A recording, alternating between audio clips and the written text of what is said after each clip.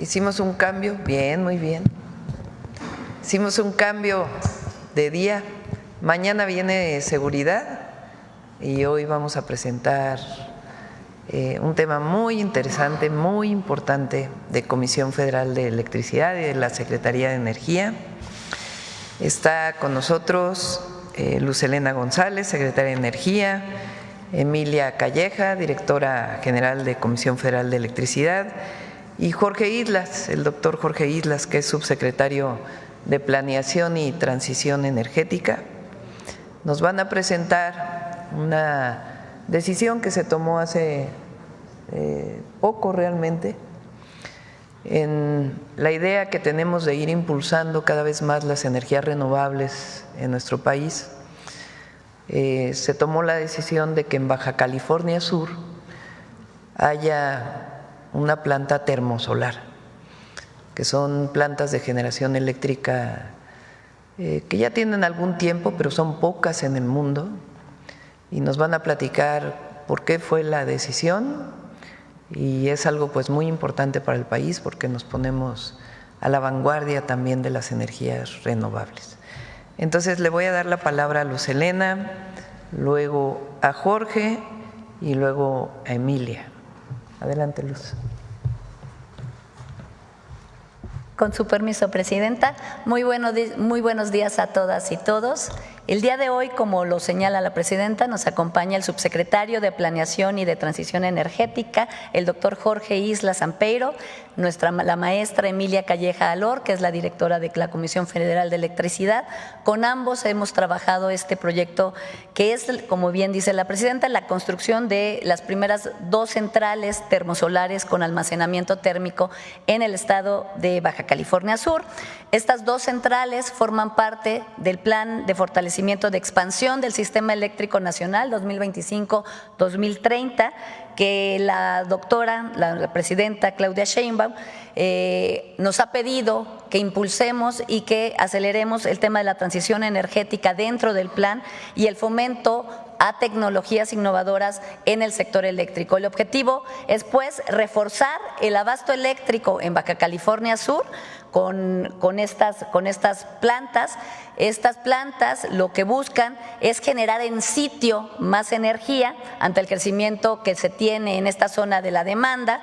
Son proyectos con fuentes renovables de energía que contribuyen de manera central a nuestra soberanía energética y al cumplimiento de compromisos de mitigación del cambio climático y colocan a nuestro país en la vanguardia. Este proyecto marca un precedente único al ser el primero en su tipo en México y acelerar el cumplimiento de nuestras metas de transición energética, que por ley establecimos que sería al menos el 35% al 2030 de generación eléctrica con energía limpia, con energía renovable.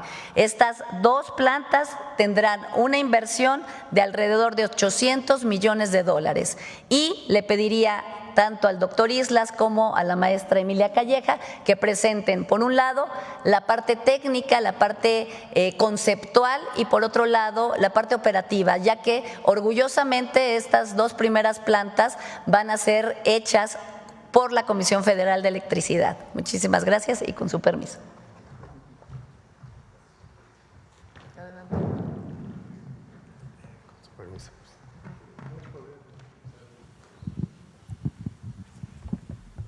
Querida Presidenta, muy buenos días.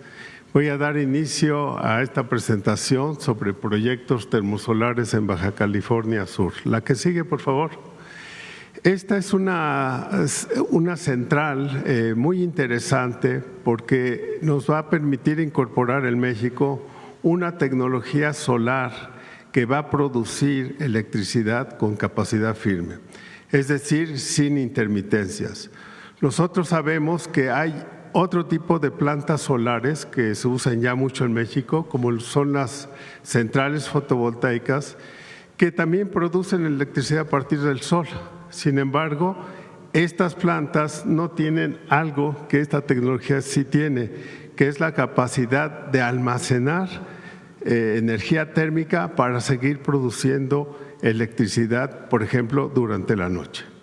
Al incorporar esta tecnología, ¿qué vamos a ganar? Bueno, vamos a ganar que vamos a poder descarbonizar el sector eléctrico al sustituir combustibles fósiles como el combustóleo, el diésel y el gas, ¿sí? También vamos a poder aprovechar el vasto recurso de energía solar que hay en el país, especialmente en el norte del país, donde el recurso solar es muy intenso y nos permite entonces incorporar tecnologías como las que estamos tratando en esta mañanera, ¿sí? Esto nos va a permitir aumentar la autosuficiencia y la soberanía energética del país. Y también nos va a ayudar a promover la innovación, ¿no?, que es una de las características que siempre ha tenido nuestra presidenta, el desarrollo tecnológico y nuevas cadenas de valor. La idea es que con el tiempo esta tecnología también la podemos, en su mayor parte, construir los diferentes componentes aquí en el país. La que sigue, por favor. Ustedes pueden apreciar esta tecnología de la que vamos a hablar, que está a mano derecha, que es una tecnología que tiene un campo de helióstatos y una torre central, ¿sí? Por eso también se le llama tecnología de potencia solar térmica de torre central, ¿sí? Esto sin duda no es gratuito. Esta torre central es una torre que puede medir inclusive más de 100 metros y alrededor de la cual, ¿sí?, se ponen todos los componentes que van a hacer funcionar a esta tecnología de una manera óptima. La que sigue, por favor. En este diagrama les voy a presentar un poco cómo funciona esta tecnología. Decirles que esta tecnología, su uso va a ser inédito en México. Hasta ahora no lo hemos usado en esta modalidad, es decir, es una tecnología que concentra la energía solar en una torre central. Tenemos otro tipo de tecnología termosolar que usamos, por ejemplo, en plantas como en Agua Prieta, ¿sí?, donde solamente la usamos para producir calor, pero no directamente electricidad. En este caso, lo que tenemos, como les decía, es un campo de helióstatos o espejos móviles, ¿sí?, que van a reflejar y van a concentrar la luz solar en un receptor, en la parte alta de la torre, ¿sí?, pudiéndose alcanzar temperaturas que pueden ir de 500 a 900 grados centígrados e inclusive más, dependiendo del diseño. Bueno, con esas temperaturas lo que podemos hacer nosotros es fundir sales, ¿sí?, y convertirlas de estado sólido a líquido. Cuando ya están en estado líquido las podemos manejar a través de bombas, conducirlas de una manera más fácil, y lo que hacemos es que una vez que las fundimos y que estas sales están a altas temperaturas, las comenzamos a guardar en un tanque de almacenamiento térmico. Es un tanque que va a estar aislado y que va a permitir guardar el calor y mantener la temperatura de esas sales fundidas. ¿Qué va a pasar? Que entonces, en la medida que lo guardamos, también en esa medida las podemos utilizar, ¿sí?, haciéndolas salir e intercambiando a través de un intercambiador de calor para producir vapor, ¿sí? De esta manera, en este intercambiador de calor, podemos producir vapor que viene de acá, ¿sí?, y que va a dar hacia una zona donde se encuentran turbinas donde va a producir trabajo, las va a mover. Esa misma turbina, ¿sí?, va a accionar un generador y aquí se va a producir la electricidad que después a través de un transformador la podemos llevar a las líneas de transmisión y conducirlos a centros de consumo que pueden estar muy lejanos. La belleza de esta tecnología, y esto lo sabe muy bien la presidenta, es que la cantidad de calor de sales fundidas que podemos guardar aquí son tales que inclusive yéndose el sol podemos nosotros seguir generando electricidad. porque vamos a tener aquí una cantidad de energía térmica que podrá salir, ¿sí?, como ya les expliqué, para seguir produciendo vapor y seguir produciendo electricidad. De esta manera logramos tener una tecnología solar para producir electricidad con capacidad firme, es decir, sin la intermitencia. La que sigue, por favor. Bueno, aquí les muestro un diagrama donde, como bien lo ha dicho la presidenta, esta tecnología tiene décadas que se está usando ya en varias regiones del mundo y actualmente hay una capacidad instalada de 1.400 megawatts. Es decir, tenemos una tecnología madura, una tecnología confiable que puede, al ser incorporada, participar en el desarrollo nacional y en el fortalecimiento de la soberanía energética. Es cuanto, Presidenta. Gracias. Adelante, Emilia.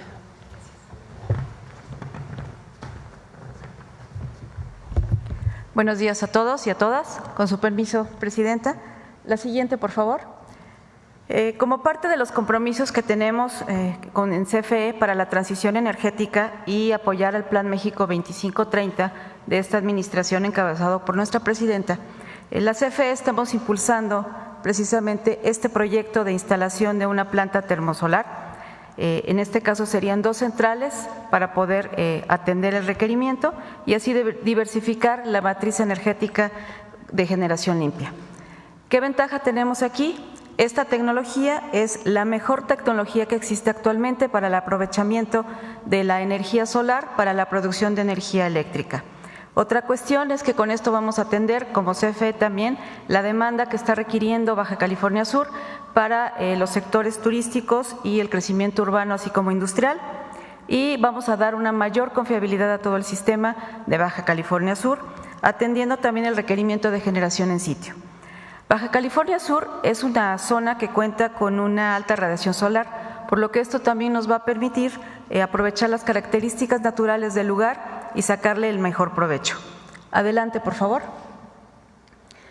Como comentábamos, son 2 centrales termosolares de 50 megas cada una en esta primera etapa, donde CFE estamos ya explorando los mejores sitios para poder hacer la instalación y operarla al cierre de esta administración. Estas centrales, como ahí en la lámina les estamos mostrando, son un beneficio que vamos a tener entre 100,000 y 200,000 hogares, beneficiando con la generación que va a proporcionar estas centrales, donde estamos buscando los sitios más cercanos a las líneas de transmisión y que serían los sitios óptimos para poder hacer la ubicación de las centrales que va a construir la CFE. Como menciona el doctor Islas, estamos hablando de centrales que aproximadamente tendrían una operación con luz solar de 11 horas, pero tiene la versatilidad de que con las altas temperaturas con las que se calientan este sistema de sales y dura un tiempo bastante prolongado para su enfriamiento, y esto es lo que hace que puedan seguir operando aún sin la luz solar. Y además vamos a estarlo reforzando con bancos de baterías que ampliarían esta opción como generación firme. La superficie que estamos requiriendo para poder instalar varía desde 240 a 480 hectáreas. Estamos hablando que para esta tecnología necesitamos 4.8 hectáreas en promedio por cada uno de los megawatts y estamos en coordinación con las diversas áreas, con el apoyo de la CENER para poder encontrar, como ya comentamos, una ubicación estratégica. Por último, quiero compartirles que son aproximadamente de 36 a 48 meses de construcción a partir de que tengamos ya definido el sitio, todas las actividades previas, el proceso de ingeniería, así como el proceso de licitación y de construcción. En resumen, son 2 centrales de 100 megawatts para poder instalarlas, con una inversión, como comentó la secretaria, de $400 millones por 50 megawatts. Es cuanto, Presidenta. Muchas gracias. Bueno, pues esta es la información del día de hoy, es algo muy bueno para el país. Estamos determinando el sitio para la adquisición de los terrenos. Como saben, Baja Sur pues tiene una importante zona desértica, no poblada, aunque pues la mayor parte son de propiedad social. Entonces hay que ponerse de acuerdo con los propietarios de las tierras para poderlo desarrollar. Nuestra idea es que este mismo año tengamos ya todo para iniciar su licitación, si se puede este mismo año y si no, a principios de 2026. Sobre el tema. A ver, sobre el tema. Bueno, pues aprovechando que está aquí la Comisión Federal, en Baja California Sur tenemos un gran problema, que es muy cara la luz. Comemos o pagamos la luz. Y ya pues anteriormente cuando estaba el presidente López Obrador se le pidió eso. Ahorita hay comerciantes que le llegan hasta hoteleros arriba de 100,000 pesos de luz. A mí, por ejemplo, en mi casa me llegaron 8,000 pesos. Tengo 2 aires nomás. Es demasiado cara la luz en Baja California. ¿Comemos o pagamos la luz? Sí, hay zonas que tienen una tarifa en el periodo de verano porque se utiliza mucho el aire acondicionado. Eso es desde hace mucho tiempo. La Ciudad de México, por ejemplo, tiene una sola tarifa independientemente si es verano o invierno. Y hay otras zonas que tienen una tarifa de verano para, pues porque sale mucho más oneroso para CFE producir electricidad en esos periodos. Hemos trabajado, por ejemplo, con Mexicali, que es otra de las zonas donde, bueno, quizás es la zona de mayor altas temperaturas en la época de verano, la que tiene más altas temperaturas en la época de verano, para que las viviendas puedan tener paneles solares para producir una parte de su electricidad con energía solar y la otra parte directa de la red. Estamos desarrollando ese proyecto este año en Mexicali y de salir bien nos vamos a ir a otras zonas para poder disminuir la tarifa en el hogar y al mismo tiempo que no se presione tanto CFE para mayor generación de electricidad. Presidenta, pues otro tema, ya aprovechando que ya tengo muchos viajes acá viniendo a la Ciudad de México, voy a aprovechar ya que me dieron el micrófono. Fíjese que usted hace aproximadamente un año, en el mes de agosto, fue a Cabo San Lucas a inaugurar el ISSSTE de allá. Acaba de ir a La Paz también a ver lo del Hospital Salvatierra con una inversión de más de 300 millones de pesos. También ahorita en el ISSSTE del Conchalito pues no hay medicamentos, no hay aire acondicionado, la gente pues tiene el 50% nomás del aire. Es un calorón insoportable, no hay medicamentos en el hospital del Salvatierra, hay medicamentos caducados, se le está dando a la gente. Usted ha dicho que lo principal es la salud y allá pues en Baja California Sur, por ejemplo, en Cabo San Lucas, como le digo, ya fue en agosto, parece, si más bien no recuerdo cuando usted fue, y todavía no está funcionando, tiene el 50% nomás por pura cuestión burocrática, eso es lo que nos dicen, y así está. ¿El hospital del ISSSTE? ¿Mande? ¿El hospital del ISSSTE? El hospital del ISSSTE de Cabo San Lucas, que usted lo inauguró. Sí, fuimos y juntos está el 50% con el presidente López nomás. Obrador, sí.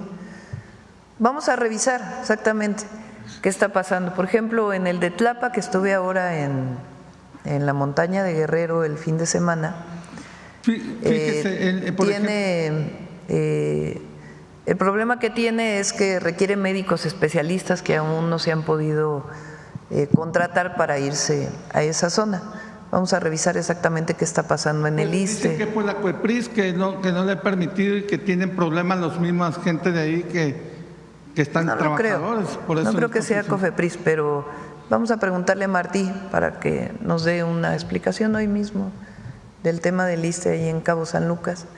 Ha avanzado mucho en estos meses el ISSSTE, se compraron nuevas ambulancias, pasaron los trabajadores de 6 a 8 horas, que era una solicitud que ellos hacían, se está contratando nuevos trabajadores después de años de que no hubo contratación y vamos a revisar en particular.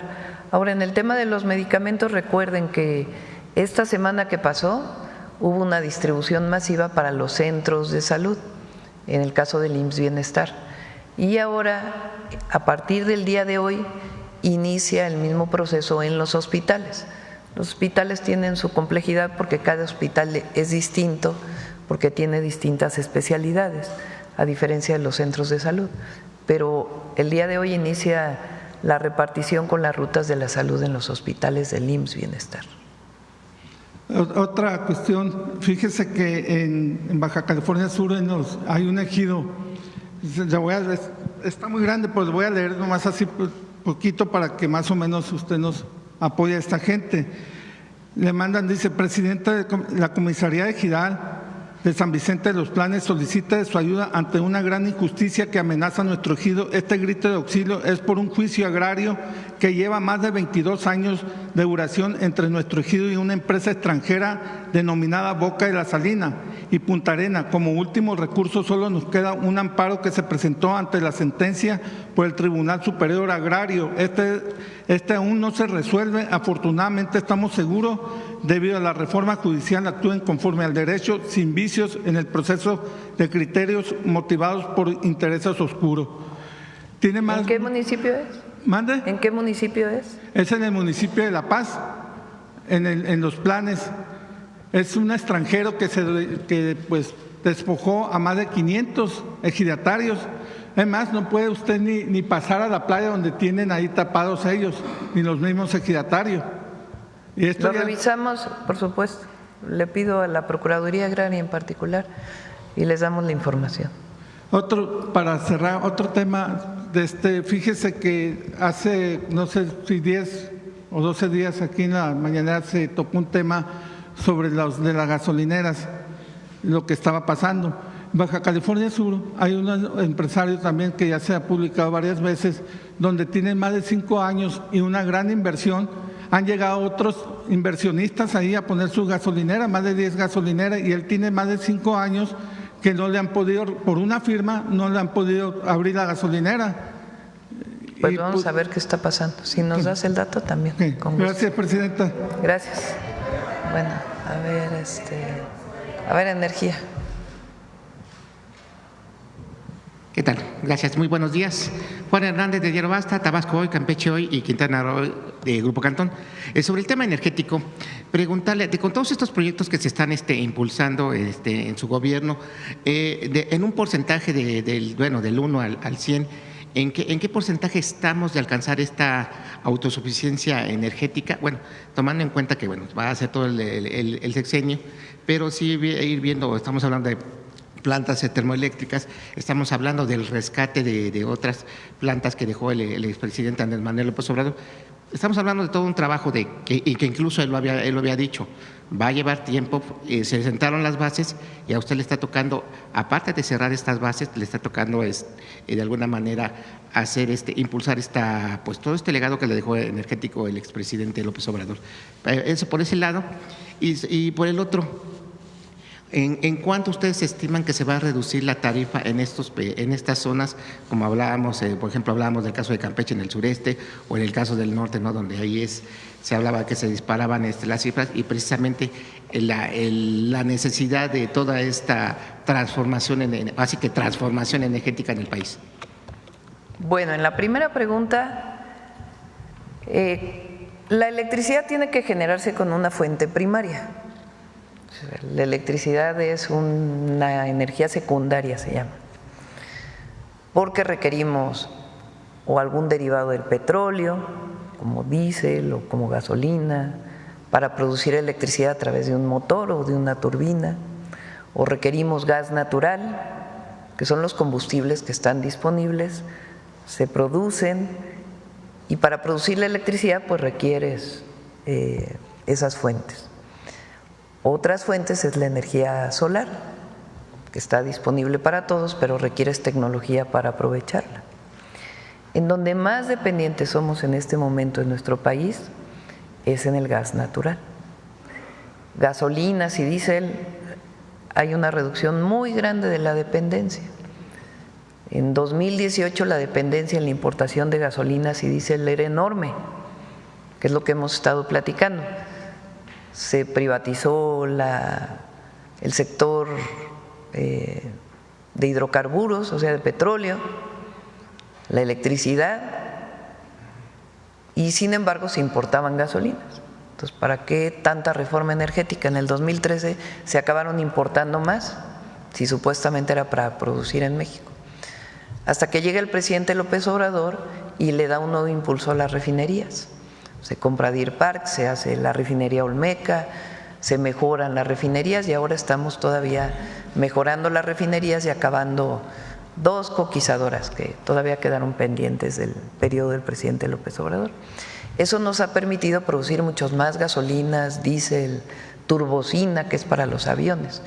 Ahí cada vez somos menos dependientes.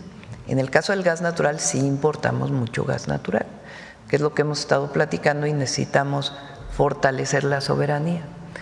¿Cómo lo podemos hacer? Produciendo más gas en México, pero también en vez de generar con gas, pues generar con sol, como esta planta o estas plantas.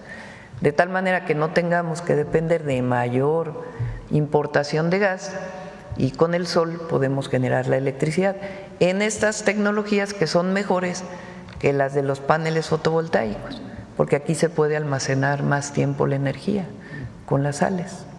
Entonces, ese es, digamos, en términos de autosuficiencia. Pero en México se genera toda la electricidad que consumimos, toda. Claro, las fuentes primarias son las que, en particular el gas, estamos importando. Y la idea es reducir esa dependencia. Ahora, sobre el tema de las tarifas, CFE subsidia las tarifas. ¿Qué quiere decir eso? Que de los impuestos de los mexicanos se le da a CFE un monto para que no tenga que cobrar lo que realmente vale la generación de electricidad. ¿Cuánto es esto? 100,000 millones de pesos. La CFE, de los impuestos que se pagan, el gobierno federal le da a CFE 100,000 millones de pesos para poder subsidiar las tarifas. O sea, ya tienen un subsidio muy importante. Entonces, para hacerlo sustentable, lo que estamos buscando es, primero, el ahorro de energía con nuevos equipos. Pronto ya también vamos a presentar este proyecto, que tengamos refrigeradores más eficientes, aires acondicionados más eficientes, que utilicen menos energía y que podamos acceder a ellos. Y la otra es que instalemos paneles solares en las casas para que parte de la energía pues se produzca en la propia casa y que no tengamos que depender tanto de la energía que llega de CFE, porque de otra manera, o sea, podemos subsidiar más, pero tenemos que sacar ese recurso de algún lado. Entonces, por eso es este plan integral que estamos haciendo. ¿Y del porcentaje? ¿Cuánto hablaríamos ahorita? Que de ¿Porcentaje de qué? Avance de lo que, de todo lo que está. Bueno, nosotros planteamos 26,000 megawatts nuevos de Comisión Federal de Electricidad. Estamos en este momento inaugurando las plantas que se quedaron también del sexenio del presidente López Obrador. Y como ¿cuántas licitaciones ya abrieron este año de las nuevas plantas? 5 nuevas licitaciones. Hay un plan para hacerlo cada año. Mencionaba esto porque anteriormente, bueno, con lo que había impulsado el expresidente López Obrador, pues hubo un retraso precisamente a toda esta embestida que realizó la Suprema Corte de Justicia en frenar todo lo que conllevara a transformación, ¿no? Reforma energética, reforma a diversas leyes. Entonces, bueno, pues ahorita digamos… Bueno, hay 2 cosas muy importantes de CFE en torno a eso. CFE, recuerden que con la reforma energética del 2013 de Peña, cuyo objetivo era privatizar, no tenía otro objetivo más que privatizar y desmantelar a la Comisión Federal de Electricidad, durante ese periodo CFE pasó de generar el 50% al 25% de la electricidad que se generaba, y la otra la generaban los privados. El presidente la deja en 55%, una parte CFE y otra parte las plantas que se compraron a Iberdrola. Y ahora por ley CFE tiene que tener a fuerzas el 56% de la generación. ¿56 o 50? 54% de la generación, perdón. 54%. Ya es por ley, ya es obligatorio. Ya no puede bajarse la producción de CFE. Por eso, pues, este plan tan ambicioso de nueva generación de Comisión Federal de Electricidad. Perfecto, muchas gracias. Bueno, y en un segundo tema, es un tema obligado, que en este caso es la declaración de culpabilidad del mayor Zambada. Quisiera saber sus impresiones pues, sobre lo que declaró. Obviamente esto ha sido pues el pretexto para, en este caso, la oposición, pues de alguna manera de querer manejar la idea de que hay un gobierno débil, que hay un gobierno que está en declive, ¿sabes? O sea, quieren manejar una visión catastrofista de México en el mundo, ¿no? Ese es por un lado, y por el otro, pues vaya, es utilizan toda esta retórica del Mayo, sin tomar en cuenta todo el trabajo que se ha venido haciendo del lado aquí de México, pues en el combate a todo diverso tipo de delitos. Pero sí quisiera saber su opinión, sus primeras impresiones de estas declaraciones que dio, el autoelogio que hace Estados Unidos de que, bueno, pues nosotros sí estamos trabajando, ¿no? Pero quisiera conocer su opinión. Bueno, ayer la propia fiscal de Estados Unidos dijo claramente que hay colaboración con el gobierno de México en la reducción de los delitos y en pues, todo lo que se tiene que hacer contra los grupos delictivos de la delincuencia organizada. Lo que más me llamó el día de ayer la atención, no sé si se dieron cuenta, lo que dijo el director de la DEA, dice en su declaración: hemos derribado a 3 grandes narcotraficantes. El primero, García Luna. El segundo, el Chapo. Y el tercero, el Mayo. O sea, pone el director de la DEA al mismo nivel a 2 conocidos capos de la droga y al que fue secretario de Seguridad de Calderón. Así lo dijo, si ustedes revisan la declaración, tal cual lo dice. Hemos derribado a 3 grandes capos de la droga. García Luna. Está interesante, ¿no? ¿No les parece interesante eso?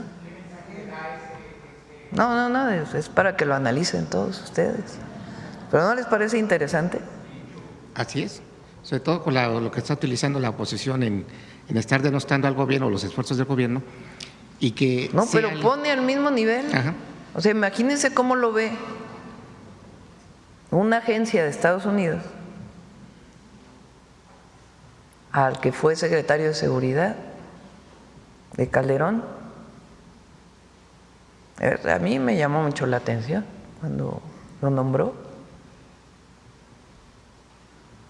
Hay muchas cosas interesantes el día de ayer, pero bueno, nos quedamos con esa. Con esa lectura. Pero, y finalmente, ya para terminar, bueno, ya nadie pregunta de cosas positivas, pero sí, yo sí quiero preguntarle de México Canta. ¿Cómo ve ahí esta competencia? Le vamos a dejar para el viernes, pero a ver, pon al finalista del domingo o qué. Un empate.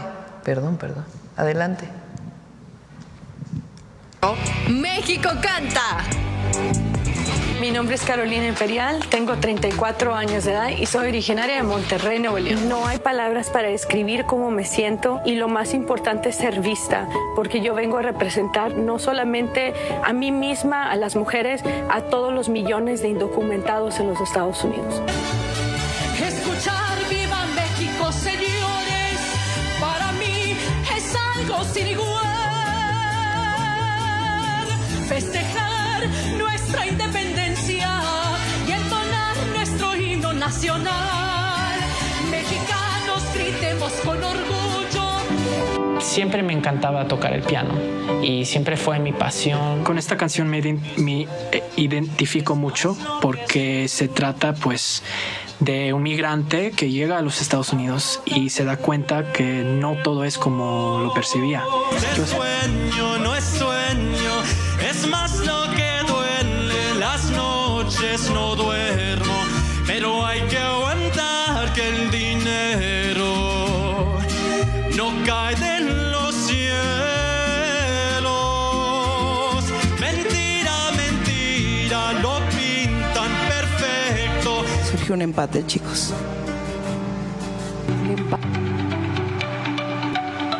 William Cepeda. Pasa.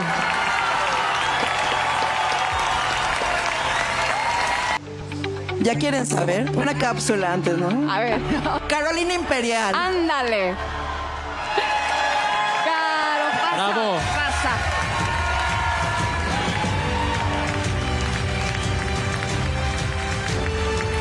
México.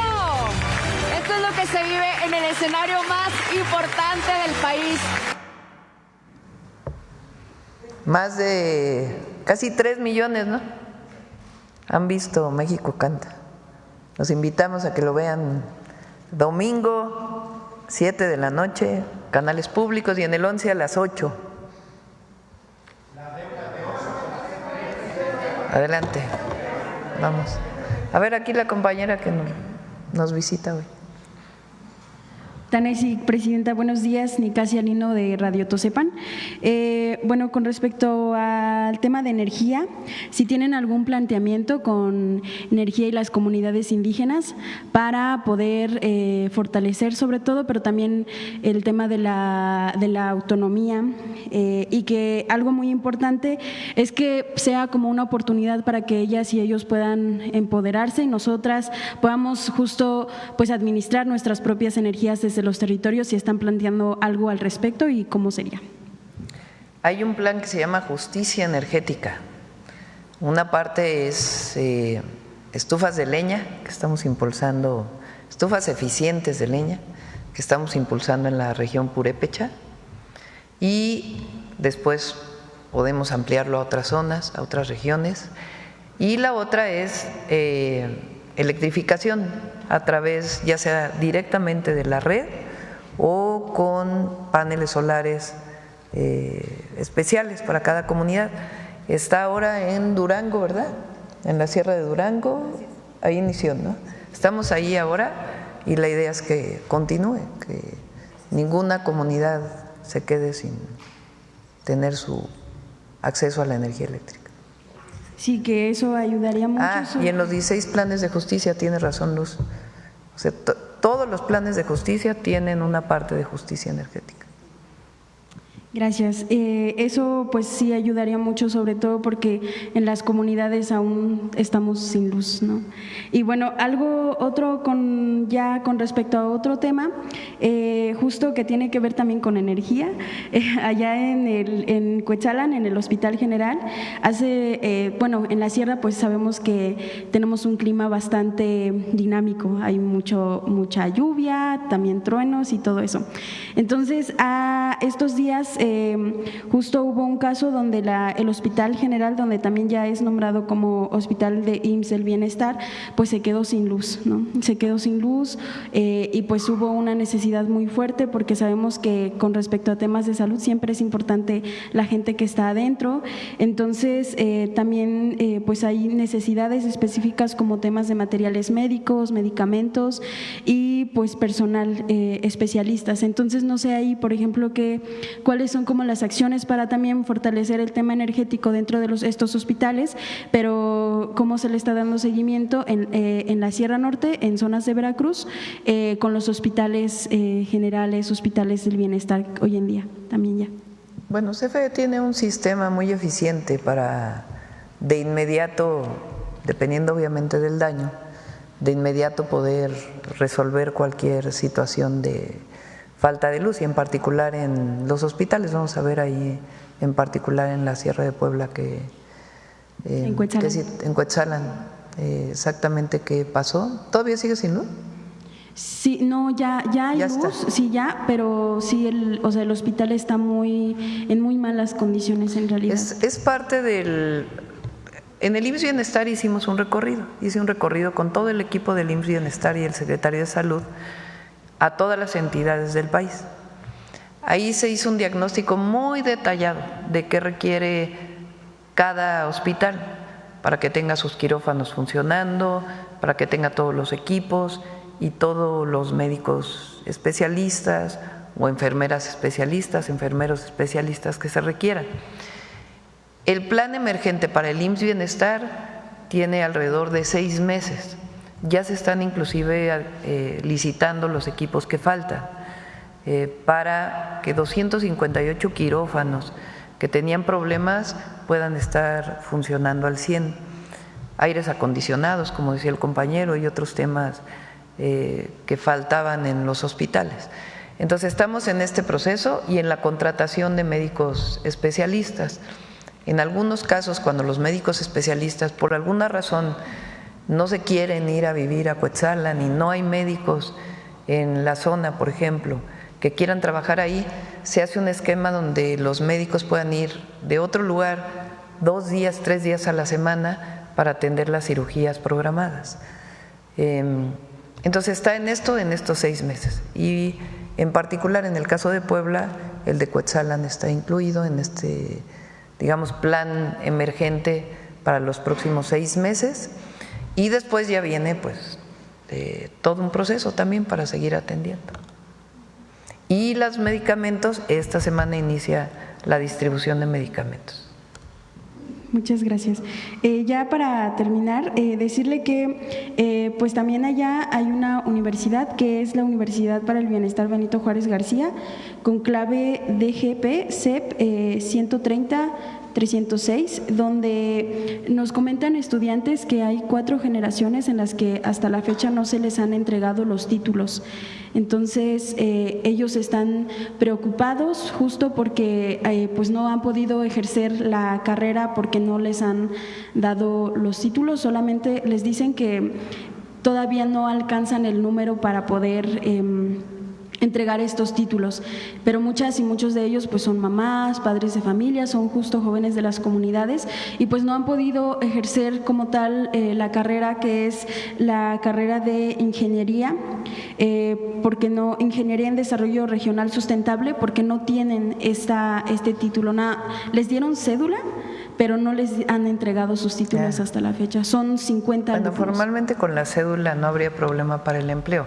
Pero vamos a ver qué está pasando con los títulos. Había un problema en profesiones con algunas de las Benito Juárez que Mario ya está atendiendo. Vamos a ver en particular en esta por qué no se ha entregado el título. Tazocamatic, muchas gracias. Gracias. Vamos, Nancy. Gracias, Presidenta. Buenos días a todas y a todos. Nancy Flores, de la revista Contralínea. Presidenta, en la revista Contralínea acabamos de documentar, ya hemos dado seguimiento a cómo la estructura de la Marea Rosa, este esfuerzo, digamos, que ha hecho el empresario Claudio X González Guajardo, está conectada con funcionarios en activo y exfuncionarios electorales. Es decir, hay unas estructuras dentro de la propia Marea Rosa que se conectan directamente con expresidentes del IFE y del INE. Ellos de hecho fueron voceros y oradores en diferentes momentos y los están reactivando por todo el tema de la reforma electoral, entre ellos pues Lorenzo Córdoba, José Goldenberg, Luis Carlos Ugalde y Valdés Zurita. Además, existe una conexión directa con funcionarios en activo dentro del INE y del Tribunal Federal Electoral. En ese sentido, pues queda claro que, por ejemplo, quien fuera pues uno de los colaboradores de Felipe Calderón y ahora es magistrado electoral, Reyes Rodríguez Mondragón, pues está conectado a esta Marea Rosa a través de una asociación civil que se llama Personas Sumando en 2025. Esta asociación civil ahora busca convertirse en partido político, Somos México, y también tiene conexión con 6 consejeros del Instituto Nacional Electoral. En ese sentido, llama la atención cómo estas estructuras de derecha pues están conectadas con el aparato electoral y son los mismos que promueven una campaña para decir que en México hay una dictadura, que no somos un país democrático, y al mismo tiempo quienes pues buscan no tener democracia son ellos. Esta asociación civil Personas Sumando en 2025 es la que presentó el amicus curiae en contra de la elección judicial que se falló la semana pasada. Y pues también preguntarle, Presidenta, en este sentido, cómo observa esta hipocresía de estos personajes que hablan de dictadura cuando en realidad quienes no quieren la democracia y están muy conectados todavía con el Instituto Nacional Electoral y con el Tribunal Electoral del Poder Judicial de la Federación a través de este magistrado, tienen todavía estos discursos. Aquellas manifestaciones que se basaron mucho en la mentira, la verdad, de la marea rosa. ¿Por qué digo en la mentira? Porque después hubo muchos de ustedes y muchos reporteros que preguntaban en las marchas, oiga, ¿por qué vino? Bueno, es que van a desaparecer el INE. No, pero el INE no se va a desaparecer, va a seguir siendo autónomo, nada más que ahora se va a llamar Instituto Nacional Electoral y de Consultas, creo eran. Y entonces sustentaron todas esas manifestaciones en que al INE lo querían desaparecer, cuando a lo mejor iba a cambiar de nombre frente a esa propuesta, pero nunca se planteó que iba a dejar de ser autónomo un instituto que llevara a cabo las elecciones. De aquellas manifestaciones, pues a las últimas que han tenido, que han sido como muy chiquitas, ¿no? Ahora pues lo que quieren es convertirse en partido político. ¿Quiénes están ahí? Pues exconsejeros del INE o algunos de los exconsejeros del INE, entre ellos Lorenzo Córdoba, algunos de los que fueron parte del PRD, que ya desapareció, algunos de la derecha, que no encuentran espacio en otros lados y que están buscando ahí querer ser partido político. Ellos tienen que cumplir pues una serie de requisitos para ser partido político. Tienen derecho a ser partido político, ¿no? Mientras cumplan pues con lo que pide las leyes. Llama la atención que ya no se sienten representados en el PAN, que ya no se sientan representados en el PRI, que no se sientan representados en Movimiento Ciudadano y que quieren crear su propio partido político. Y en efecto, muchas de estas personas pues todavía están en espacios de decisión en el Instituto Nacional Electoral, que no tiene nada de malo querer ser un partido político, es en el marco de la legislación mexicana. El tema es qué plantean como partido político, porque yo no he oído ninguna propuesta más que sigan los pluris. No, porque si van a hacer un partido político que supongan saca el 4% de la votación, pues ¿qué es lo que quieren? Pluris. Entonces que sigan los pluris. Que no desaparezca el INE, pues nadie está planteando que desaparezca el INE. Que México no sea autoritario, pues México no es autoritario. Hay más democracia ahora que cuando ellos fueron presidentes del INE. He puesto aquí el ejemplo muchas veces de Ugalde, que ahora ya se fue a Harvard a dar una cátedra sobre los gobiernos populistas, pero fue quien se opuso terminantemente a que se abrieran todas las casillas y que fue parte fundamental del fraude electoral del 2006, siendo presidente del INE. O Lorenzo Córdoba, que aquí ya hemos puesto varias veces el audio de cómo un presidente del INE se expresa de pueblos originarios, o cómo desde la presidencia del INE en realidad tenía una posición en apoyo a un partido político o a un sector de la sociedad, minoritario, por cierto. Entonces, tienen derecho a ser partido, el tema es qué plantean. Y lo interesante, pues es que no se sienten representados en ningún otro. Y que justo también han sido promotores de fraudes electorales, no solo 2006, sino también 2012 y antes. No, y el 2000, que supuestamente gran transición a la democracia, y después el propio Labastida dice fue un pacto con Estados Unidos, en donde Zedillo decidió apoyar al PAN para que llegara a la presidencia. pero lo ponen como si hubiera sido la gran transición, que después fue la gran traición, porque vino el desafuero, el fraude electoral del 2006. Entonces, hay que conocer la historia de ese proceso. Sí, alternancia en el poder, pues se hizo en el PRIAN, ¿no? Desde entonces hablábamos del PRIAN, que supuestamente todo cambia para quedar igual, esa transición entre el PRI y el PAN, que fue lo mismo. Presidenta, en otro tema, preguntarle si ya se evaluó si México buscaría establecer tratados de extradición con países donde no se tiene tratados por temas fiscales. Se lo pregunto porque ahora con el nuevo Poder Judicial es muy probable que los evasores de impuestos pues busquen huir del país en vez de pagar sus obligaciones fiscales. Habría que plantearlo, me quedé pensando con qué países, pero sí habría que plantearlo.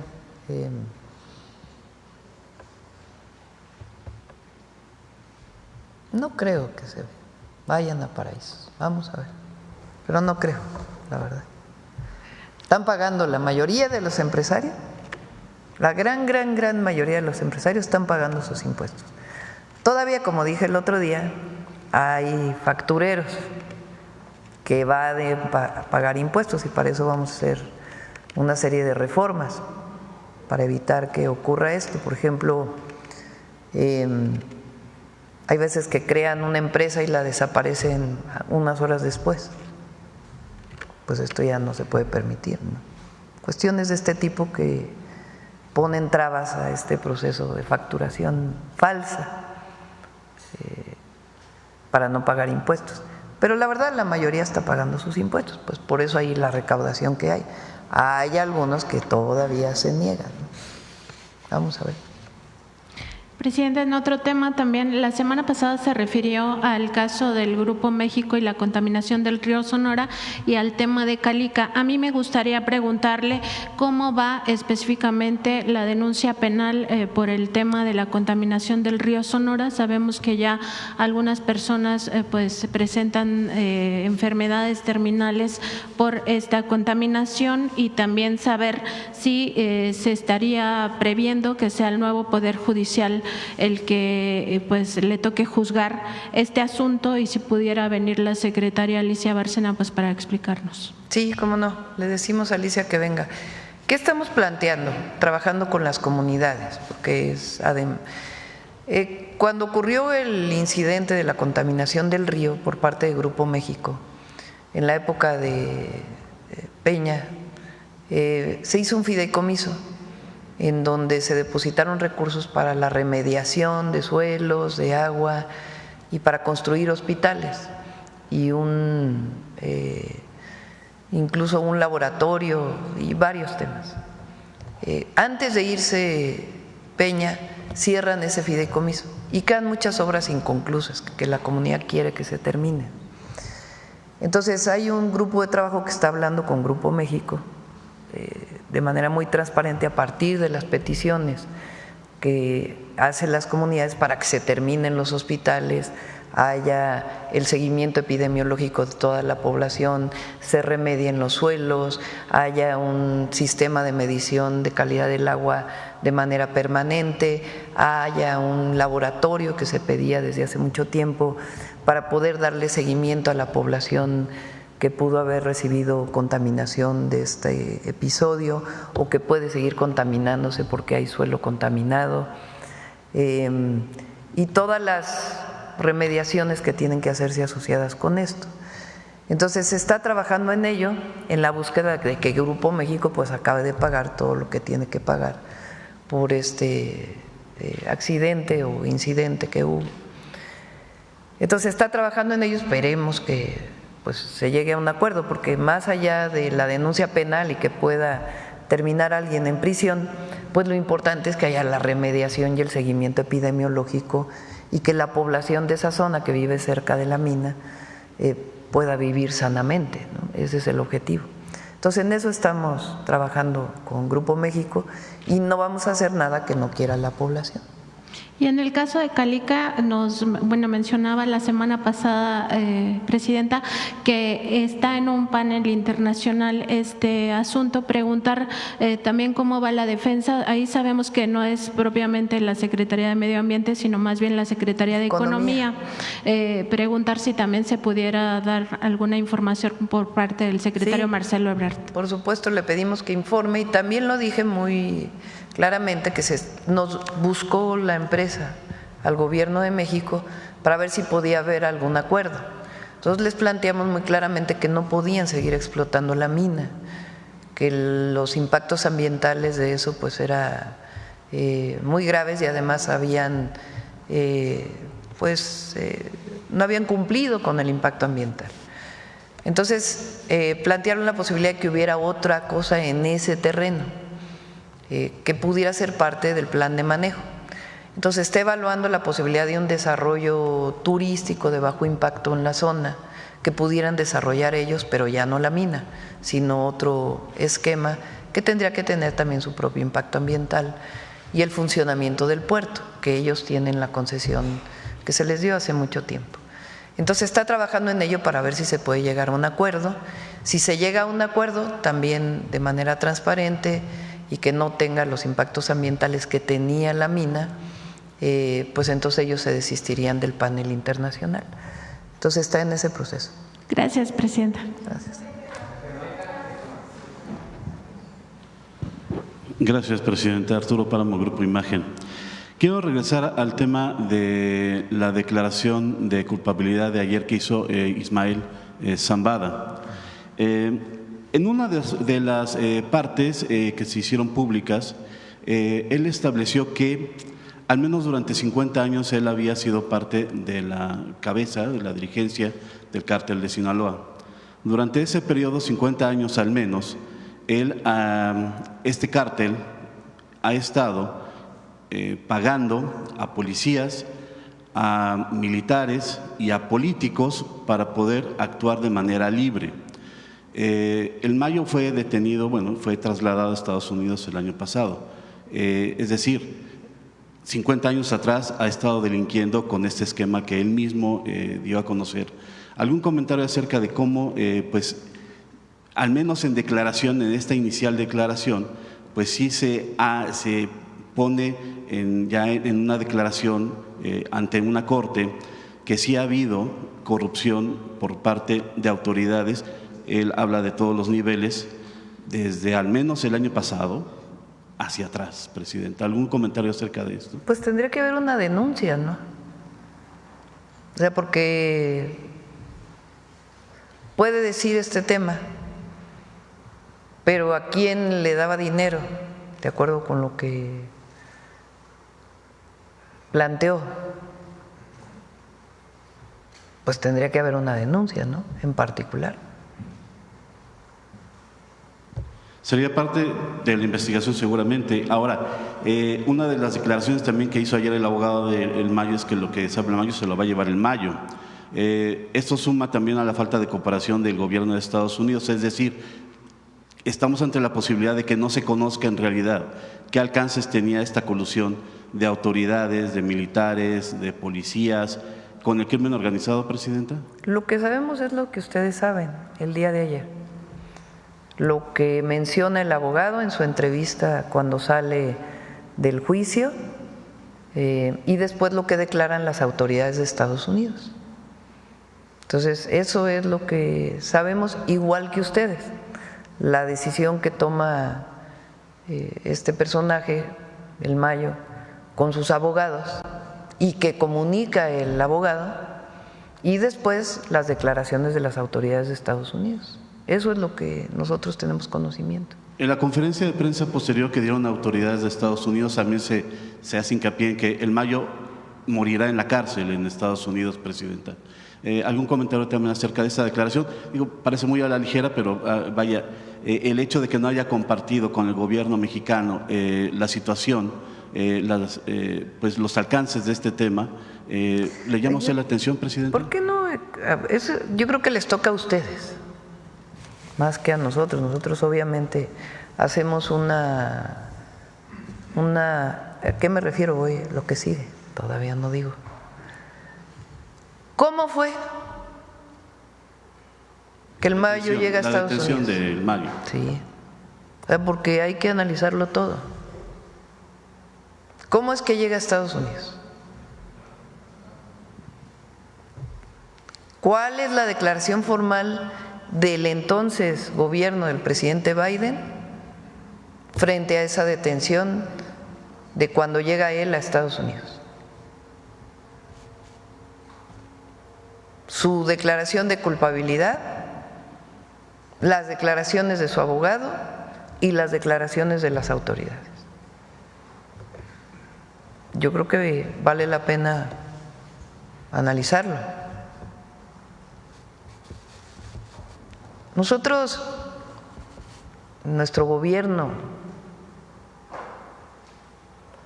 tenemos una estrategia que tiene que ver con dos grandes temas: la atención a las causas que provocan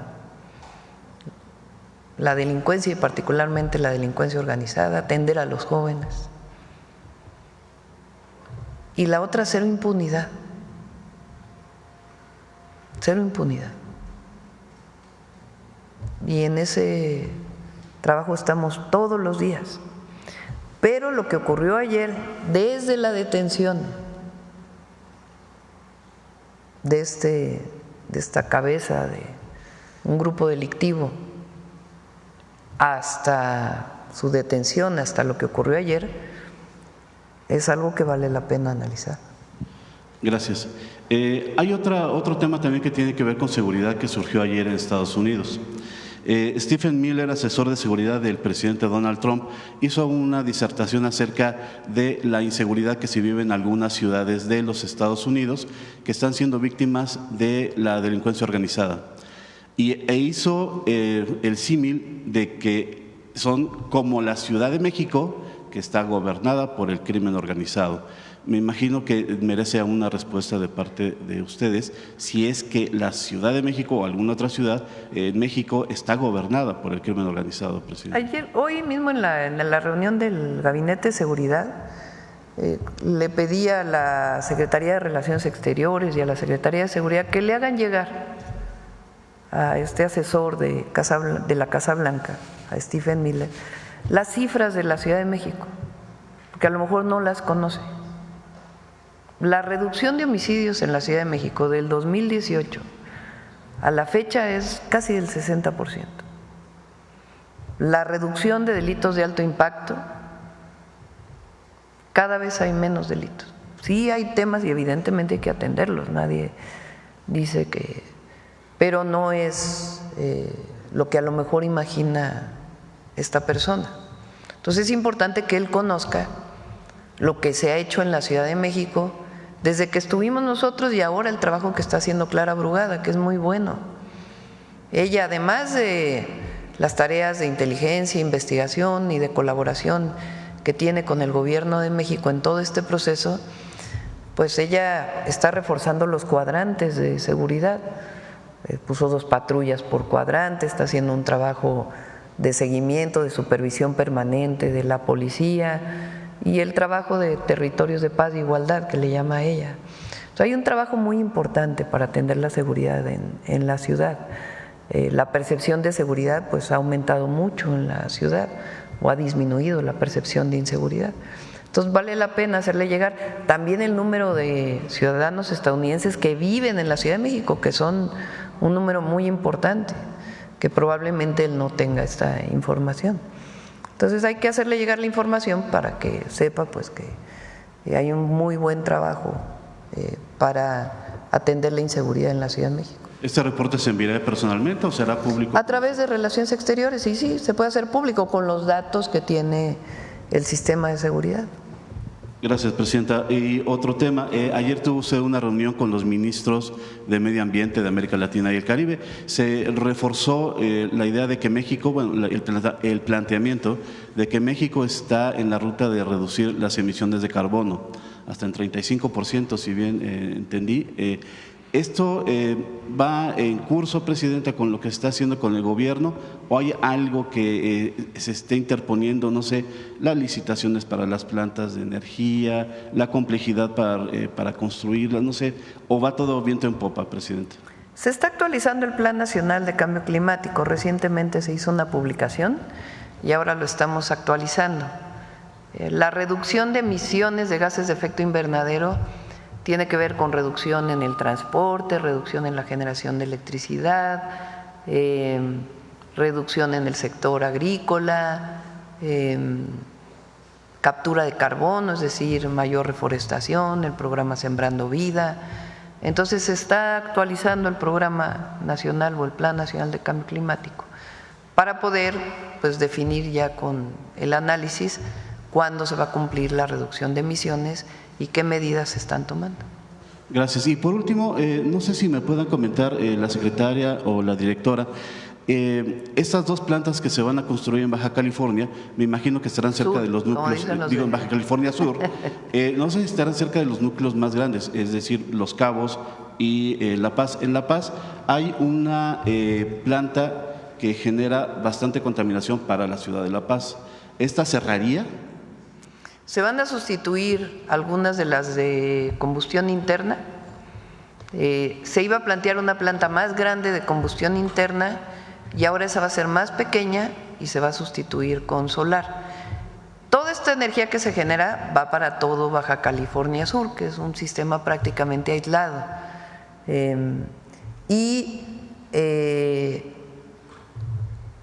Tiene que estar en un lugar donde no le afecten los huracanes. Yo también les decía el otro día, ¿por qué no la ponen cerca de tal ciudad? Y me decían, no, pues hay que cuidar que los huracanes no lleguen. Entonces, por eso están ubicando en los lugares donde pueda tener menos afectación por un huracán. Gracias, Presidente. Sí. En pocas palabras, es en sustitución de planta de diésel, estas plantas solares. O sea, en vez de que haya una planta de diésel nueva, va a ser una pequeñita de diésel y la mayor parte solar. Sí. Acá. Luego voy atrás si quieres. Hola, buenos días. José Leveña de Publimetro. En principio, sobre la construcción de las plantas, comentaban que generará entre 50 a 100 megawatts. ¿En cuánto tiempo es esta generación? Si es por día, por las 11 horas que estará en funcionamiento. Si esta cifra satisface la creciente demanda de electricidad y cuál sería el impacto ambiental, porque entiendo que bueno, a la hora de generar electricidad no es contaminante, pero necesita agua, necesita algunos químicos y desalinización. ¿Y cuál es la generación de empleos en esta planta? ¿Quieren comentar algo?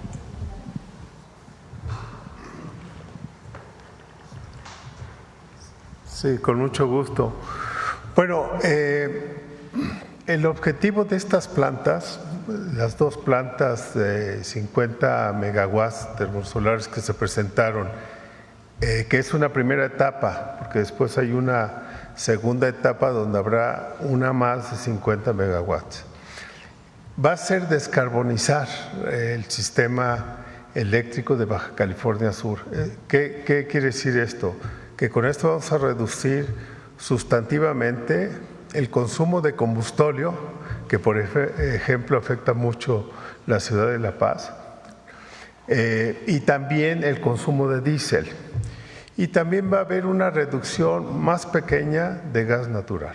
Esto va a traer consigo pues, un aire más limpio. Vamos también a mitigar gases de efecto invernadero de una manera importante, y está previsto que las dos primeras plantas entren en funcionamiento comercial antes del año del 2030 o a inicios del año 2030, y esperamos que la tercera también lo pueda hacer, pero eso todavía estamos analizando esa posibilidad. Gracias. ¿Y en generación de empleos? Generación de empleos, pues va a ser muy interesante porque esta planta, entre otras cosas, exige un campo de helióstatos. Este campo de helióstatos Hay un estudio que hizo el Instituto de Energías Renovables hace ya pocos años, donde mostraba que estos helióstatos se podían crear aquí en México, ¿sí?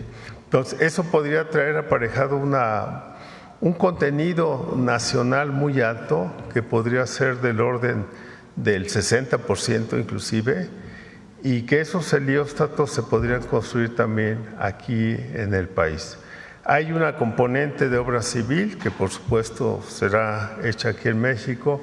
La torre central, que es una construcción también muy importante, que como les decía puede medir más de 100 metros, también se va a hacer con material de acá.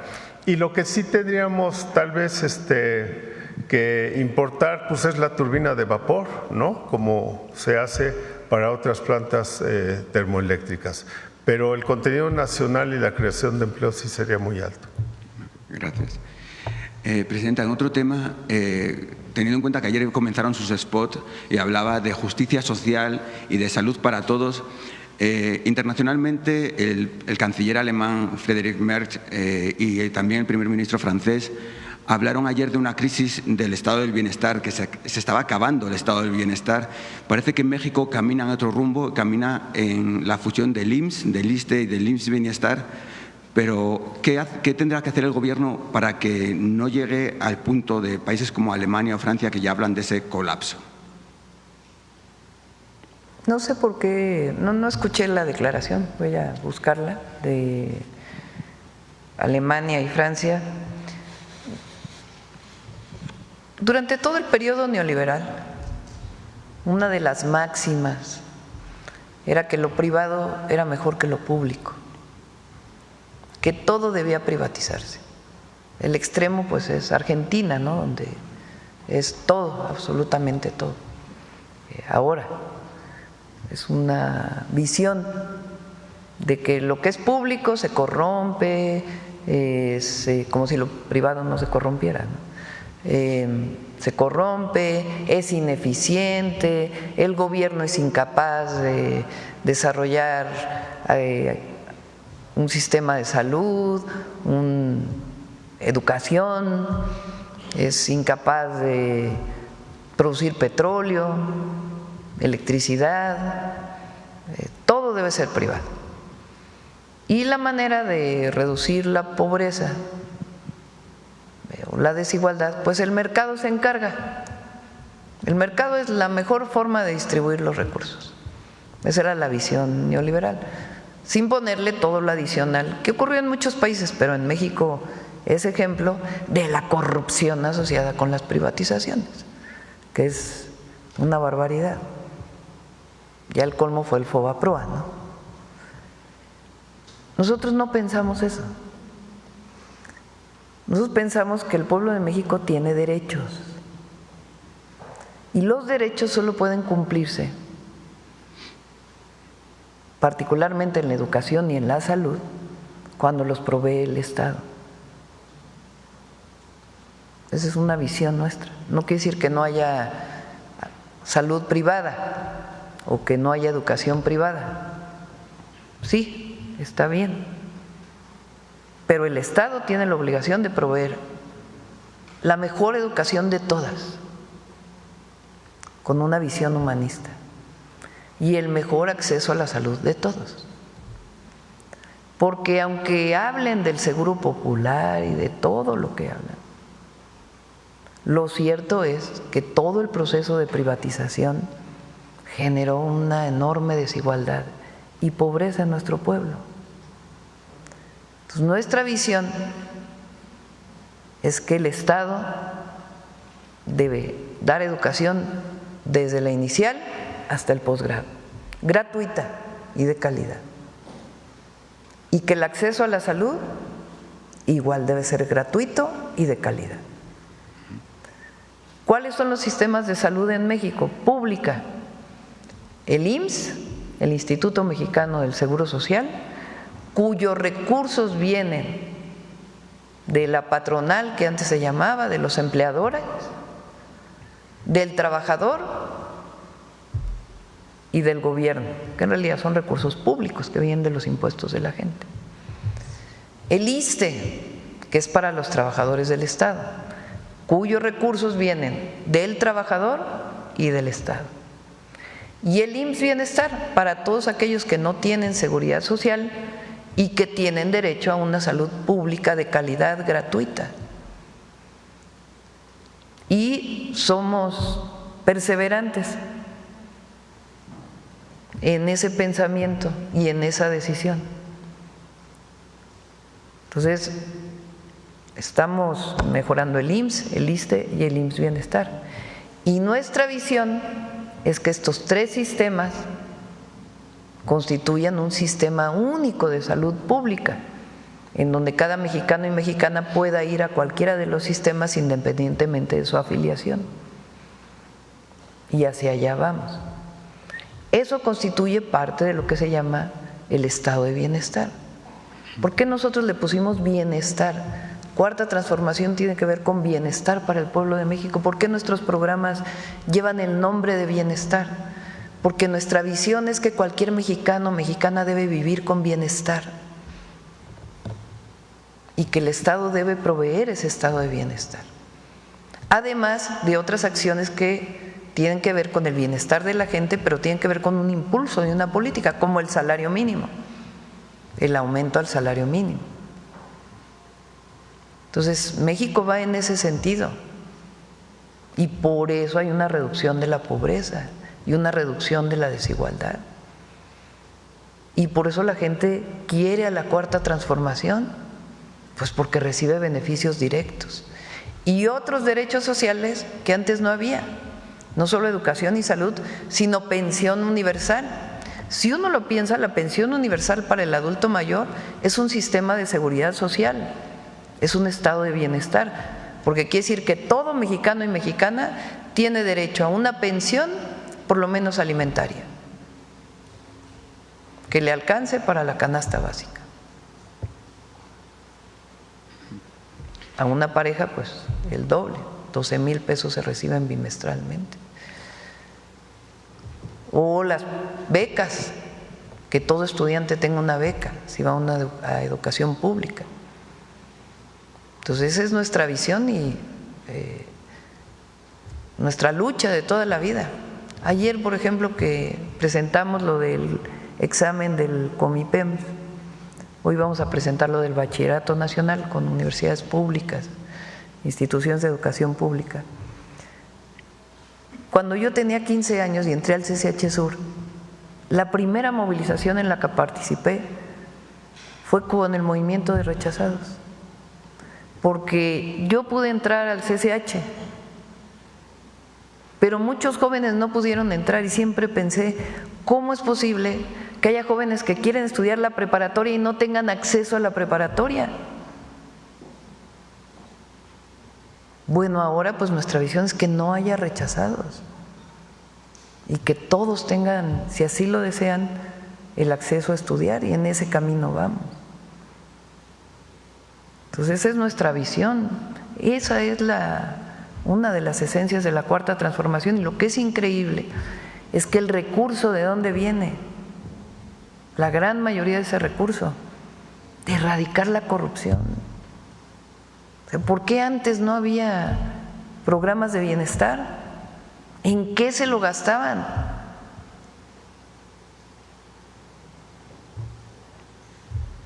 También sería importante fomentar, en julio hubo récord histórico de afiliados al IMSS, también sería importante tratar de trabajar en reducir la informalidad en el país, que todavía sigue siendo muy amplia. Sí, estoy de acuerdo, pero hay otra informalidad que es esta, por ejemplo, de los repartidores, porque a veces piensa que la informalidad solo está en la persona que dignamente vende en la vía pública. Y digo dignamente porque luego también se estigmatiza mucho. Claro que tiene que haber orden, tiene que haber espacios para caminar, espacios para vender, pues tiene que haber un orden en una ciudad. Pero nadie hablaba de la informalidad de los repartidores de alimentos que no tenían acceso a la seguridad social y en realidad pues son parte de una empresa. Entonces, eso es formalización. El outsourcing, desaparecer el outsourcing es formalización, no nada más la persona que dignamente vende la vía pública. Ya para terminar, en un tema internacional, en los medios internacionales, también en redes sociales, se está hablando mucho sobre Venezuela estos días, sobre una posible invasión al país. Ayer Díaz-Canel y Gustavo Petro se pronunciaron en contra de esta intervención. ¿Cuál es el posicionamiento de México en medio de esta tensión internacional? Y sobre todo considerando que Estados Unidos es el mayor consumidor de drogas, y para ver en qué posición se queda México en este juego geopolítico. Ya lo hicimos, ya nos posicionamos aquí en la mañanera y a través de la Secretaría de Relaciones Exteriores, no intervención. Nosotros estamos en contra de las intervenciones. Por Constitución, la política exterior de México dice claramente no al intervencionismo y la defensa de la autodeterminación de los pueblos. Esa siempre va a ser nuestra posición. Y en redes sociales, estos juegos que se están marcando demasiado, ¿no?, en pro y en contra de los gobiernos, pasa aquí en México, pasa en Venezuela y pasa también en Estados Unidos. ¿Cuál sería el llamado de la presidenta de México para evitar estas confrontaciones? ¿Cómo para evitar confrontaciones? Para evitar esas confrontaciones en las que hay argumentos, mucha desinformación sobre barcos en el Caribe, otros dicen que son petroleros. Bueno, pues tiene que haber la información oficial por parte de los gobiernos, pero las redes sociales pues están hechas para el debate, ¿no? Lo que hay que ver es cuando son bots, son troles, no sé cómo se llaman, son robots, pues, que están generando información y que no son personas de verdad, que inflan algún posicionamiento, ¿no? Pero el debate es bienvenido, ahora sustentado en información que no sea falsa. Y también nuestra posición, puede uno estar de acuerdo con un gobierno o no, pero nosotros nunca vamos a estar a favor de la intervención de un gobierno extranjero en un país soberano. Okay, muchas gracias. Y repito, ni siquiera es solo por convicción propia, sino que esa debe ser la posición de cualquier presidente de México porque está en la Constitución. Muchas gracias. A ver aquí.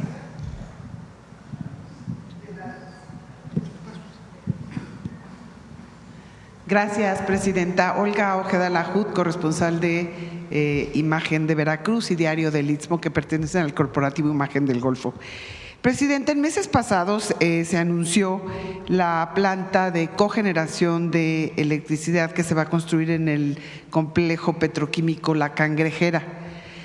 Obviamente sabemos que esto va a llevar tiempo, va a llevar años en construirse. Sin embargo, queremos saber su viabilidad real, si se va a cubrir solamente la electricidad del complejo La Cangrejera o de los demás complejos petroquímicos que hay en Coatzacoalcos, y si va a cubrir también la electricidad de pueblos cercanos, porque el de Villa Allende es una localidad que constantemente sufre de problemas de electricidad.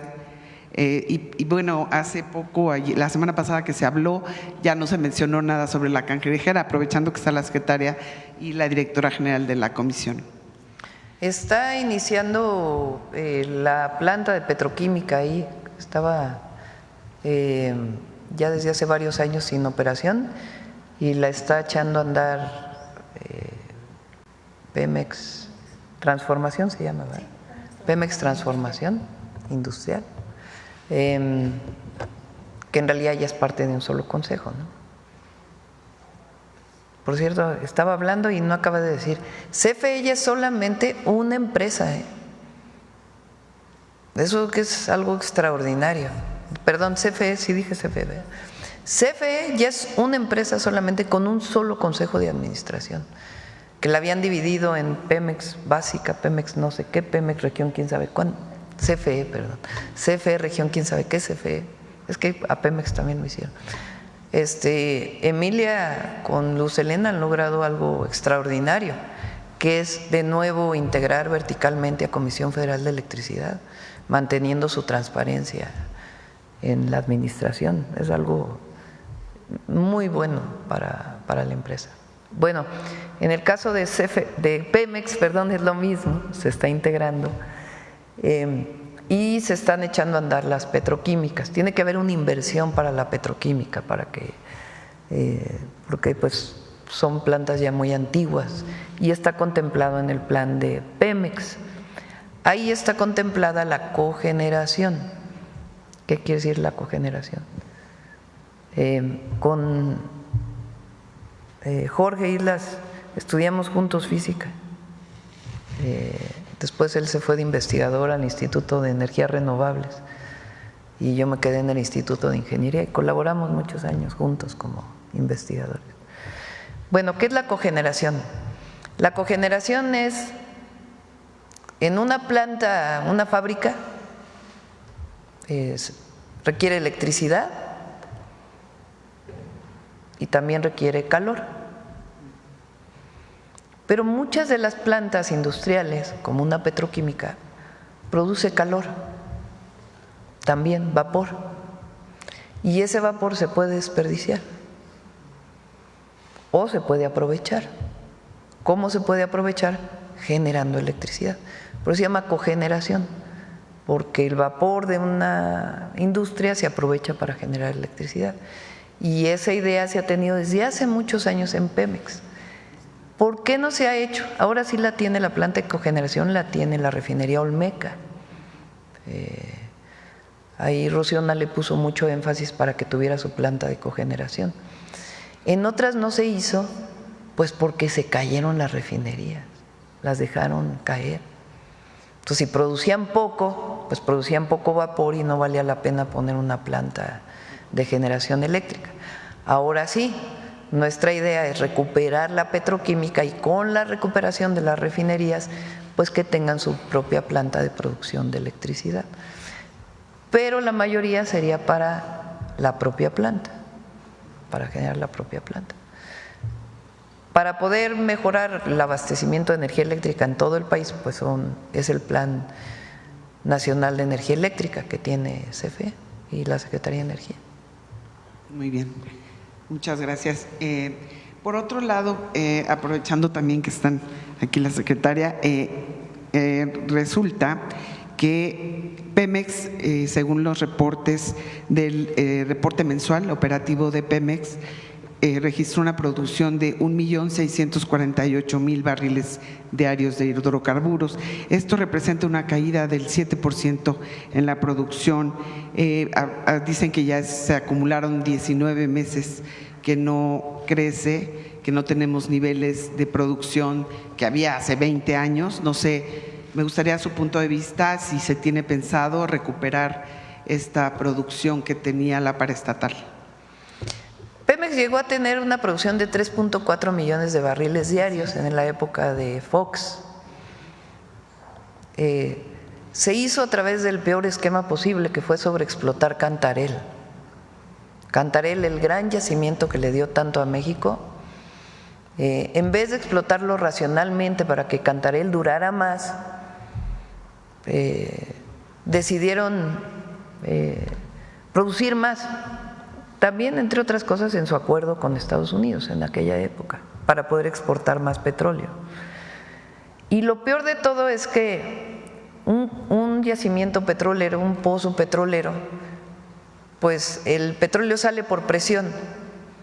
¿Quién le da esa presión para que salga el gas que tiene el propio pozo, digamos?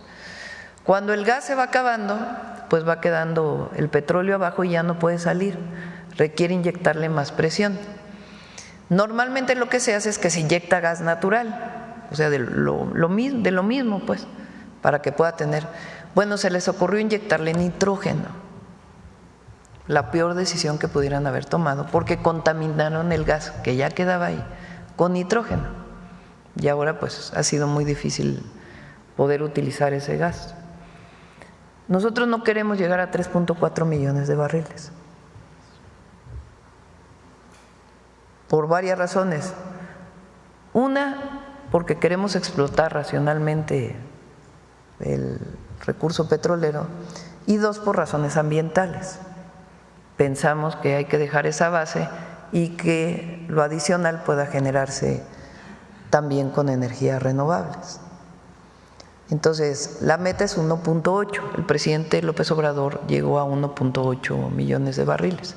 Algunos de los pozos se fueron acabando y nosotros queremos seguir aumentando. Ahora estamos en más de 1.6 y México tiene 1.8 porque los privados que generan petróleo, que se dieron durante las rondas petroleras de Peña, siguen produciendo.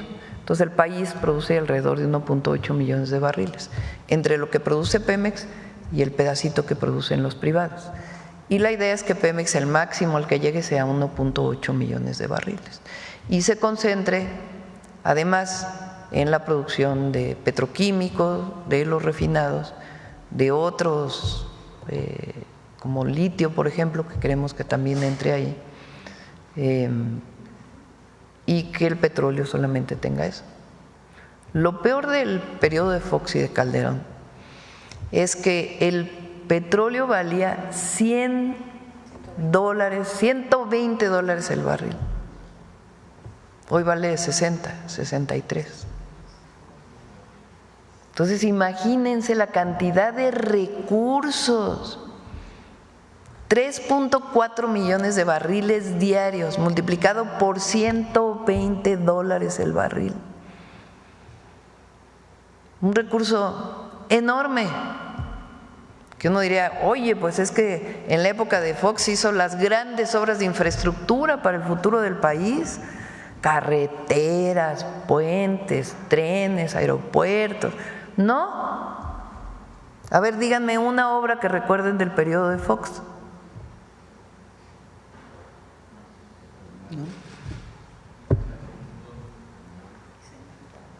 O Calderón, que también vivió una buena parte de la bonanza petrolera de aquellas épocas.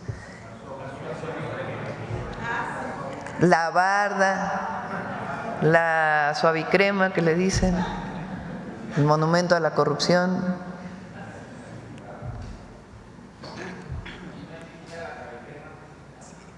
En fin, bueno. Gracias, Presidenta. Bueno, como último, un tema ambiental. Cada 4 o 5 años, el pico de Orizaba sufre una reducción de su glaciar de alrededor de 100 metros, según estimaciones del Centro de Ciencias de la Tierra de la Universidad Veracruzana. De hecho, ya hay analistas que lo catalogan como un enfermo en etapa terminal, por así decirlo. El deshielo es un tema preocupante, ya que pues, el pico de Orizaba es una gran fuente de agua para varios municipios de Veracruz. Por ello le pregunto si el gobierno federal que usted encabeza tiene pensado algún proyecto para este tipo de ecosistemas, no sé, algún plan que sea inmediato o durante el sexenio que nos pueda platicar. Lamentablemente la disminución de los glaciares en las montañas está asociado al cambio climático. Ese es un fenómeno de todo el planeta. Aunque México ya no usara fuentes que producen gases de efecto invernadero, no tendría efecto en los glaciares. Por eso es tan importante el compromiso mundial para reducir emisiones. Lo que sí se puede hacer es reforestar, eso sí. Creo que se ha hecho algo. Se ha avanzado y todavía se puede avanzar más. Sí. Pero finalmente pues es un problema. Sí, la disminución de los glaciares fue el primer fenómeno. No solo se vive en México, en el mundo entero. Por eso el Popo, que antes nosotros de chicos lo veíamos nevado, hoy pues tiene mucha época del año que no está nevado. Sí. Ya como último, Presidenta, ante la prioridad federal que representa el corredor interoceánico, esto para el desarrollo del sureste del país, queríamos saber si su gobierno va a impulsar la actualización del mapa territorial de Veracruz en coordinación con autoridades estatales y municipales para facilitar el otorgamiento de permisos de uso de suelo y atraer inversiones estratégicas para la zona. Sí, está haciendo muy buen trabajo, Rocío. Esa mujer es activísima. Muy buen trabajo y ahí le estamos acompañando en lo que requiera. Ya, cerramos. Nada más cierro felicitando.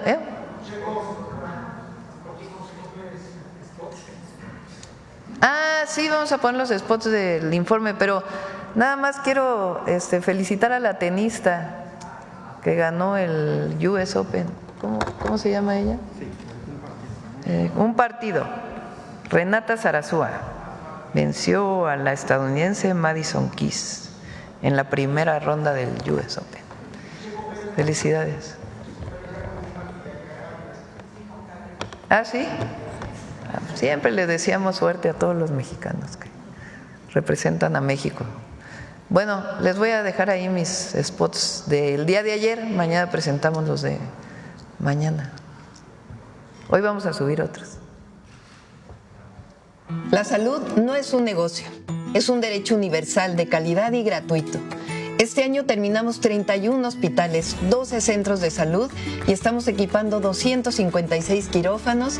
Iniciamos la construcción de 20 hospitales y estamos entregando medicamentos a todos los rincones del país. Además, personas con discapacidad, adultas mayores, reciben salud casa por casa. Con honestidad y trabajo, la transformación avanza. Primer informe. Somos un gobierno con principios y con causas. Nos guían las grandes culturas originarias, nuestra historia y la máxima de que por el bien de todas y todos, primero los pobres. Seguir disminuyendo la pobreza con prosperidad compartida. Gobernamos con honestidad y amor al pueblo. Hoy México es más libre, soberano, justo y democrático, con mejores salarios, programas de bienestar e inversión. El país tiene rumbo. Con principios y honestidad, la transformación avanza. Primer informe. El sello de la Cuarta Transformación es la justicia social. El dinero que antes se robaba no llega directo al 82% de las familias. Ya son derechos constitucionales la pensión adulto mayor, el apoyo a personas con discapacidad, la beca universal para preparatoria pública, el apoyo al campo y muchos otros. Y hay 3 nuevos programas: pensión para mujeres de 60 a 64, becas para estudiantes de secundaria pública y salud casa por casa. Somos un gobierno para el pueblo, por eso la transformación avanza. Primer informe. Esténse pendientes de los de hoy. Muchas gracias. Buen día. El jueves los recibo. ¿Llegan hoy en la noche? Mañana tienen programado eventos con los secretarios, secretarias, con los empresarios y yo los recibo el jueves. Como a las 12, si mal no me acuerdo, a las 12 del jueves. Gracias. Buen día.